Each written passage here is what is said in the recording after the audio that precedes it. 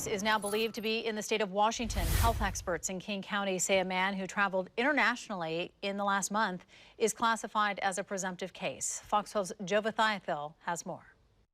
That man was not hospitalized and is isolating at home. Health officials say he does not pose a risk to others right now. This is just one of fewer than 10 confirmed or suspected monkeypox cases in the U.S. Health experts say you don't need to panic, but you should be aware of what's happening with this disease. They say monkeypox causes lesions, rashes, swollen lymph nodes, and fevers.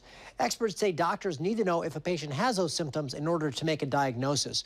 Now, the one important takeaway here is health experts say this is not another COVID-like situation. Monkeypox spreads through very close contact, not through the air. And unlike COVID, it's not spread by asymptomatic people. Basically, if you're contagious, you'll know it. Some ways it can be contracted include through lesions on the skin, an exchange in bodily fluids, respiratory droplets, or contaminated materials.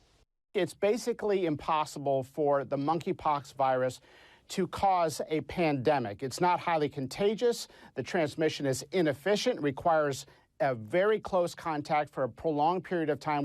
Health experts say contact tracing and surveillance should help contain the disease. On top of all that, the U.S. is releasing a vaccine from its stockpile and is getting it to people at increased risk of infection, essentially people that have had prolonged exposure to some of those early patients. The World Health Organization says smallpox vaccination also helps protect against the disease, but the CDC says the general public does not need to get a smallpox vaccine or booster. Reporting in studio, I'm Joe Vithayathil, Fox 12 Oregon.